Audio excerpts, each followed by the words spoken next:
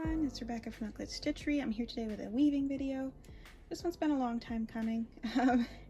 I've had plans to do this one for a while, but then between Tour de Fleece and then everything that happened after Tour de Fleece, in terms of like, I was doing a lot of painting basically. I didn't really have mental capacity to do multiple things.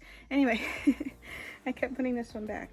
So this is something that I've seen other weavers do, and it's been mentioned in a few classes I've taken, a few books I've read, so I'm going to attempt it.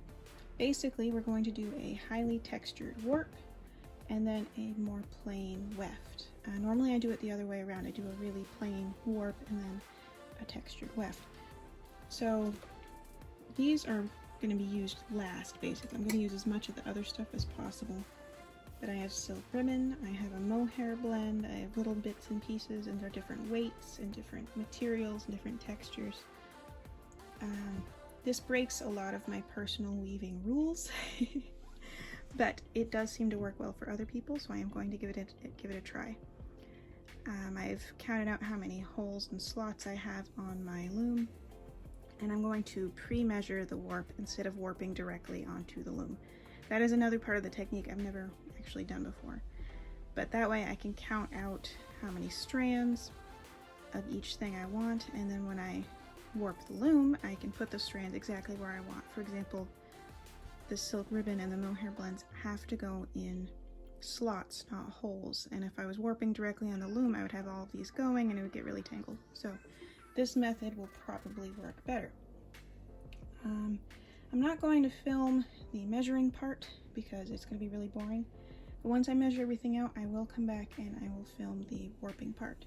So I'm going to go measure everything and I'll be right back.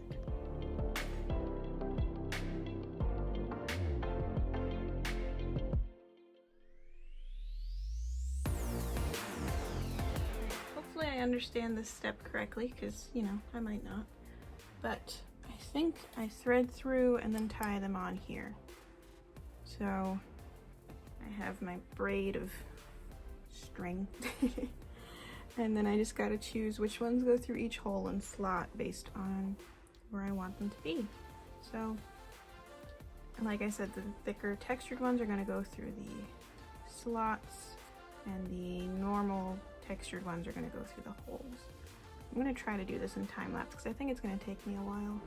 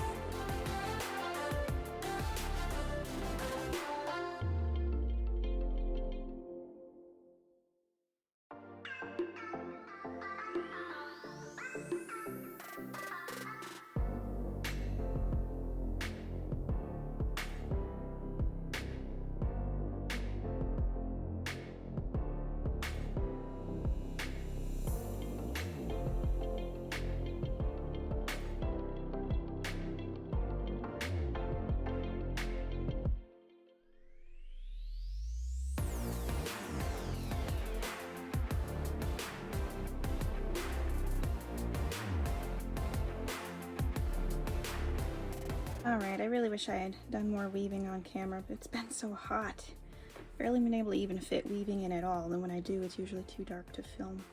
But I did the textured scarf with the textured warp, and then I did a second scarf with some slight alterations to what I did with the first, so we're going to talk about that.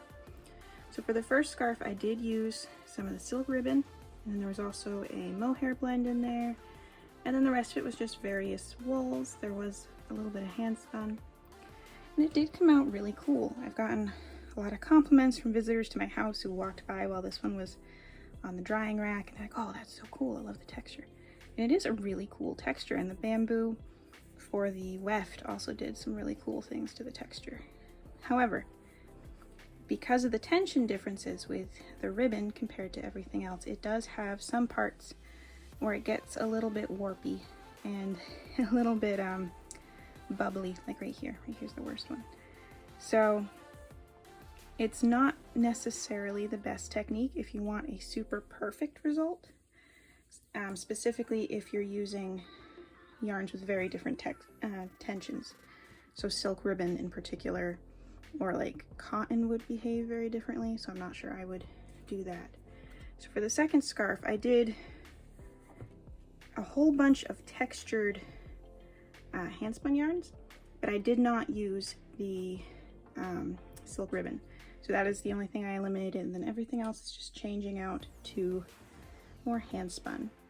And I feel like this worked a lot better. It still has a lot of texture to it. I used mostly handspun for the weft as well, so it's just a very highly textured scarf. And this has already been washed. I beat it up a little bit while I was washing it to make sure it would tighten up. So this is already a finished piece. I haven't ironed it, but that's really the only thing I haven't done. You can see the texture that still exists in the thick and thin warp and the thick and thin weft. And just honestly, I think it looks so cool. I love this scarf. I love both of them, but I will say if you're looking for results that are a little bit easier to control and that won't bubble up on you as much, I'm going with textured handspun for the warp instead of textured ribbons and such. That might work a little better. One thing I also did is I did all of the textured yarns in the slots instead of the holes. Trying to see if I have a reed nearby so I can show you what I mean.